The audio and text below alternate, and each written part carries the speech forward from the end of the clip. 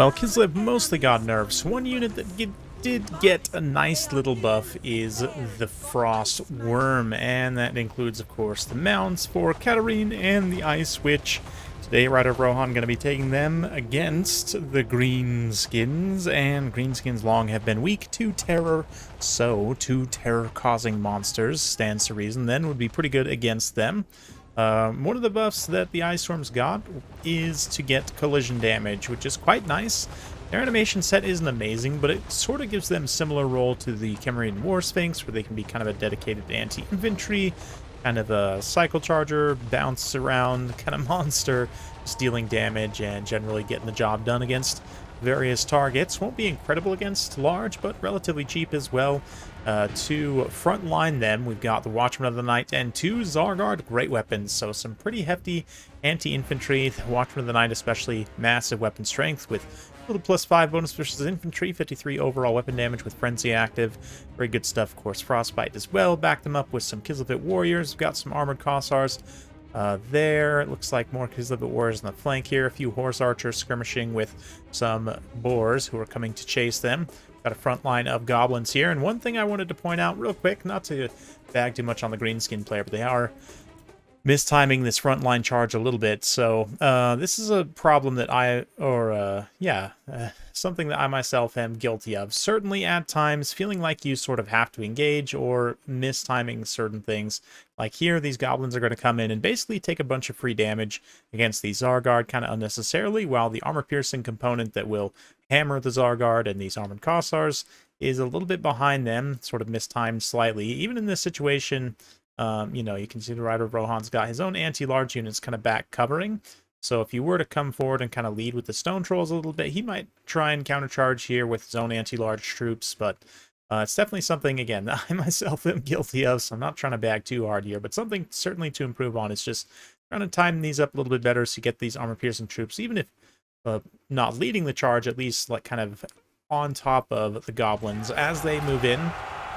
As it is, the goblins are definitely going to have a pretty bad time against the Zargard and the Ice Worms, especially in melee there. You can see the Ice Witch herself kind of overrunning significantly. We've also got some Stone Trolls here, backline of Goblin Archers, Night Goblin Rustieres, +2 Savage Orc Airboys, Night Goblin War Boss, and the River Troll Hag. But yeah, the Stone Trolls thrown in here in the center very quickly find themselves without support. Even the Squig Herds, again, the terror kicks in with the Goblins between the shock damage taken from the Zargard. Still, Zargard do take some pretty cost-effective damage from the Squig Herds. And over here, like these armored Kossars, where the Goblins and Squig Herds were able to kind of team up, they're going to perform much better. Of course, it's a less elite unit overall, but even still, Trolls kind of filtering out here as the Goblins filter in. Nice screen there from the Greenskin player, getting his Trolls out of that anti-large engagement. Speaking of anti-large, the Boars pulling back here, also not wanting to give an unfavorable engagement where you've got this big blob of terror-causing monsters. The Patriarch also here on horse, back to heal with just the Lullaby, which has already been popped once.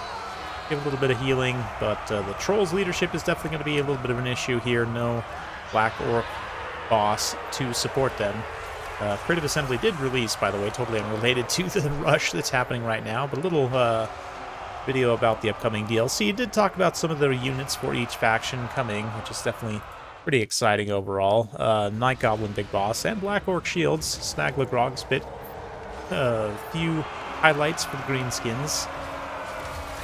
Anyway, back to this replay here. You can see the two Frostworms just having a great time, kind of grinding it out here. A brutal positioning, at least. Not that much damage, actually, from Ice Witch, as she herself also gets kind of pounded here. The anti-large kind of boars and everything else. I guess some of the Stone Trolls doing some good DPS, but yeah, it's a big melee blob grind fight, which you might think would favor the Greenskins, but actually here, tough Kislev warriors, armored Kossars, Zargard, and of course, Ice Worms, which relatively low profile actually, can kind of blend in this fight pretty well. And fight very effectively. No flaming damage, quite the opposite against the River Troll Hag, but still trying to freeze her up. The Spirit Leeching is continuing to do some damage to the Ice Witch. Just going to come forward here and probably try and pop one more Death Frost. Yep, on the Night Goblin War Boss to get him off the field. And then she comes forward now to try and receive some healing from the Patriarch. Greenskins had initially gotten some pretty favorable engagements, especially out on the flanks, able to break a few units in key positions, but right now, yeah, Night Goblin War Boss suddenly takes a ton of damage. He starts to get killed by the Deck Frost, and 2v1'd by the Frost Worms. Definitely not good time for the poor little Gobble Boss. Without his leadership, a lot of the Greenskins' leadership issues are going to be much worse.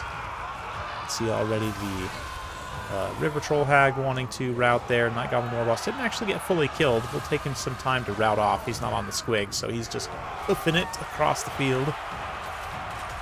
But yeah, the River Troll Hag just gets straight up shattered there.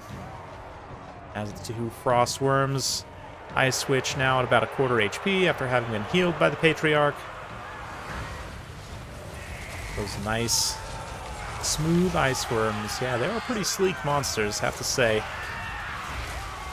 Looking pretty good so far in this battle. Definitely had some tough combatants. Not the most scariest melee build in terms of anti-large, certainly. Anti-large really only in the boars. And Ice Switch definitely took quite a bit of damage. I mean, I don't think these are going to be like world beaters or anything, but probably not as good as the War Sphinxes. Those are probably some of the best monsters in the game right now, to be honest. Just in terms of their cost versus their performance, but Frostworms definitely warrant a consideration for sure.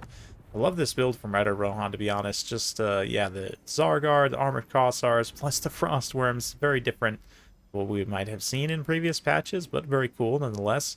And proved pretty effective against Kaijus.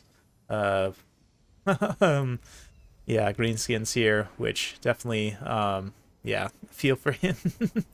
Running into a little bit of a buzzsaw, but again, kind of mistiming slightly on his trolls, although some of his trolls and squigs even still able to get in there and get some pretty good value. Certainly the cavalry micro is pretty on point, able to get some good value back on the Savage Boar Biggins. Oh, Air Boys firing. I kind of expected to get a little bit more. I guess they got collapsed somewhat quickly. I wasn't really paying attention, to be honest. Maybe the Horse Archers come in. One of the Horse Archers, 122 kills. Must have been chasing some routing units there after some terror routes, but yeah, I definitely think Bob be a good friend to have here as well, potentially, just to help support those Stone Trolls. Just, again, consider cost-wise, the frost cost here of the Frost Worm, only 1,500, which is pretty kind of middle of the road for a single entity monster. It's not insanely expensive. We're actually a little bit on the cheap side, to be honest, for something that actually causes terror. You know, cheaper certainly than the Cameron War Sphinx that I've been comparing it to throughout the whole video, but nonetheless. Yeah.